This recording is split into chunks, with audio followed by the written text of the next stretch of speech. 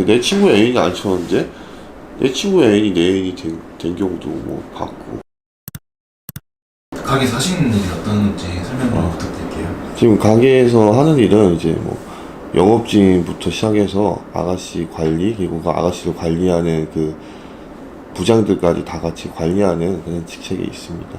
약간 팀 사장 뭐 그런 식으로 개념을 보시면 될 것 같아요. 여기가 하이퍼블릭이라고 하셨는데 네. 일반 퍼블릭과 다른 점이 어떤 게 있을까요? 하이퍼블릭이라는 건 일단은 손님한테 대하는 자세가 조금 틀리다고 보시면 돼요. 예를 들면 뭐 마인드나 뭐 아무튼 그런 것까지는 조금 더 신경을 쓰게 가게에서 지향하는 거라고 보시면 돼요. 일반 룸사롱보다는 좀 수위가 더 세다는 거네요? 네, 그렇죠. 좀 많은 사람들이 그렇게 좀 알고 있고, 그리고 하다못해 같이 동종업계 그런 업계 사람들도 이 가게에서 좀 놀고 싶어하는 그런 말이 많거든요. 이 손님층은 어떻게 되나요? 손님층은 지금 같은 경우는 굉장히 다양해졌거든요. 처음에는 초창기에는 이제 한 30대 중반부터 한 40대가 많았는데 요즘 같은 경우는 20대 초반 손님도 많이 오시거든요. 다른 업소에 비해서 그래도 평균 연령대 좀 낮은 편이긴 하네요. 네. 뭐 이유가 따로 있을까요? 아무래도 이게 지금은 뭐 란젠이나 뭐 레깅스나 이런 데가 자리매김을 했으니까 변정업소라고 이게 칭하지는 잘 않지만 여튼 변정업소는 변정업소잖아요. 근데 변정업소들 이 하이퍼블릭도 어떻게 보면 퍼블릭에 조금 더 사이즈를 높이고 뭐 마인드를 좀 높이겠다는 취지로 해서 변종된 거나 마찬가지잖아요. 이 변종업소들의 특징은 손님 연령대가 그렇게 많지 않다는 거더라고요. 왜냐하면 뭐 변화하는 시대에 발맞춰서 술자리도 변화하는 거니까 그걸 다 수용하시는 손님들이 오시니까 약간 그 연령대가 젊은 것 같다는 생각이 좀 많이 들어요. 이 가게 총 가게 아가씨가 몇 명 정도 되나요? 130명 정도 예상하고 있습니다. 날마다 출근하는 인원이 130명이고요. 네, 현재는 한 100명이라고 보면 되니까 그 정도 보시면 돼요. 그러면 이 가게에만 날마다 100명 정도 아가씨가 출근하는데 네. 그 팀장님이 생각하셨을 때 강남에 업소녀 짐작하셨을 때 몇 명 정도 될 거라고 생각하세요? 제가 뭐 감히 얘기는 못하겠지만 그래도 한 2만 명 정도 되지 않을까 생각이 들어요. 강남에만요? 예. 아무래도 업소 그런 성향마다 또 틀리기도 하고 뭐 종목도 틀리니까. 실장님도 이제 많은 여성분들 이제 일하시는 분들을 이제 오셨으니까 길 가다가도 보이시나요? 아니 저는 보이죠. 어떤 걸로 알 수가 있어요?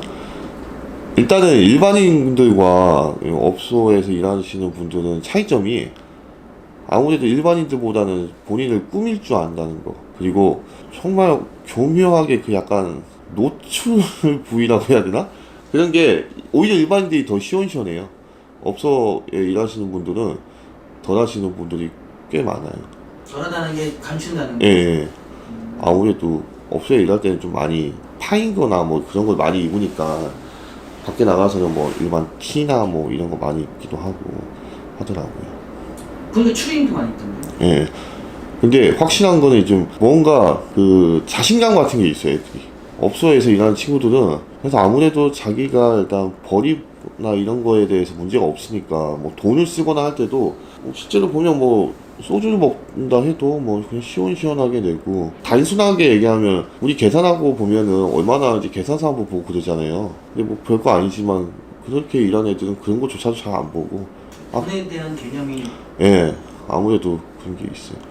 실질적으로 우리 가게에서 일을 하다가도 뭐 1, 2만 원 정도 이제 뭐 미스가 날 때가 있잖아요. 근데 그런 부분을 또 쿨하게 뭐 그럴 수도 있죠. 뭐 저 많이 벌었으니까 이런 식으로 넘어가는 경우도 많고. 실제로 많이 버나요? 예, 실제로 많이 벌죠. 이 하이퍼블릭 기준점에서 해서 제가 제일 많이 보면 12개라고 하는데 여기서는 한 기수만 하시는 거죠? 네네 12개면 이제 120을 벌어간 거죠. 그럼 이제 손님은 와서 여지껏 가장 많은 돈 하루 만에 네. 얼마나 쓰신 분 봤어요? 지금도 오시지만 이 가게에서 뿐만 아니라 이 가게에서 같은 경우는 일단은 들어오자마자 항상 똑같은 패턴인데 현금 7, 800 정도를 찾아가지고 컵이다 이렇게 그 사람 오면 이렇게 세팅 방법이 좀 약간 틀려요. 이렇게 뭐 언더락장 있잖아요. 5만원짜리든 뭐 5만원짜리 수표 이렇게 또 따로 해가지고 찾아오라고 하거든요. 그렇게 해가지고 이렇게 감아가지고 이렇게 딱 세팅을 해놔요. 그럼 이제 애들 같은 경우는 이제 뭐 술 먹으면 뭐 이거 가져가고, 술 먹다가 뭐 좀 원하는 거 들어주면 또 이런 거 가져가고, 여직원들이 손님의 옆에 이제 착석을 했을 순간 아무래도 어차피 똑같은 시간 동안 똑같은 돈을 버는 건데 돈을 팁을 많이 받을 수 있으면 뭔가 이 친구들도 이제 태도가 틀려지니까 돈을 이게 앞에 놓고 하면 실제로 그게 또 틀리더라고요. 그 태도라는 게 이제 수위라고 봤다는 거죠. 저 뭐 수위뿐만 아니라 뭐 말 같은 것도 한마디가 더 이쁘게 하고 아무래도. 근데 그거는 뭐 남자인 제가 봐도 그럴 것 같아요. 어떤 분은 뭐 그냥 나 근데 놀다가 얘를 만났는데 얘가 일하는 게 싫어 와가지고 술 시켜놓고 술도 안 따고 같이 뭐 책 보고 룸에서 음악 듣고 그러시는 분들도 있고. 기억에 남는 에피소드 같은 게 있나요? 학교 친구가 뭐 손님으로 온다거나 뭐 아니면 뭐 학교 친구인데 오래 못 만나는데 뭐 같은 손님으로 와가지고 야 너 여기 웬일이야 이가 우리 마트에서 막 오랜만이에요 막 하는 것처럼 여기서 그런 것도 있고. 그다음 이제 서로 화들짝 놀라고 막 이러니까. 그 손님이랑 만났을 때 그 다음 상황 어떻게 됐어요? 손님이랑 만났을 때는 일단은 창피하니까 나 안 들어갈래요 오빠 나 그냥 바로 퇴근할래요 이렇게 얘기하는데, 오히려 손님 같은 경우는 아무 말 안 하고 있다가 그냥 들어오라고 해주세요. 실제로 들어가는 경우도 많거든요. 그러면 되게 분위기는 정말 말로 표현을 못할 정도로 재밌는 상황이긴 한데. 그 친구인 손님이 그 친구를 지목을 했다는 거예요? 그렇죠. 이게 좀 약간 좀 막장같이 들릴 수도 있는데 뭐 예를 들면 내 친구의 애인이었어. 근데 내 친구의 애인이 안 쳤는데 내 친구의 애인이 내 애인이 된 경우도 뭐 봤고. 그러니까 일단은 저는 그게 포커싱 그거라고 생각을 해요. 그러니까 앉게 되면은 어쨌든 술 같이 먹으면서 뭐 사람들마다 상황이 있으니까 그 상황에 맞춰가지고 시간 좀 지나다 보니까 뭐 좋으니까 뭐 그렇게 만난 경우가 많더라고요. 그래서 우리 흔히 얘기하는 참 개족보네 막 이런 얘기도 많이 하고 그랬는데 뭐 그런 경우가 좀 많았던 것 같아요. 좀 이걸로 약점 잡아가지고 이용하지 않을까. 그런 경우도 없지 않아요. 그러니까 저 별의별 상황이 다 있는데 그런 경우도 봤어요. 그런 경우도 보고 뭐 일하는데 갑자기 찾아와가지고 누구 있냐고 막 찾아오고 남자친구가 찾아오고 막 그런 경우도 봤고. 와이프가 찾아오는 경우는 없었나요? 와이프가 찾아오는 경우는 없었고, 제가 와이프 그 손님의 그 와이프들한테 전화를 막 받은 경우 좀 있죠. 너 누구야? 뭐 하는 가게냐? 네. 어떻게 관계가 되세요? 막 이런 식으로. 진짜 그러면 저 되게 곤란하거든요. 뭐라고 얘기해야 될지. 어떻게 응대하세요?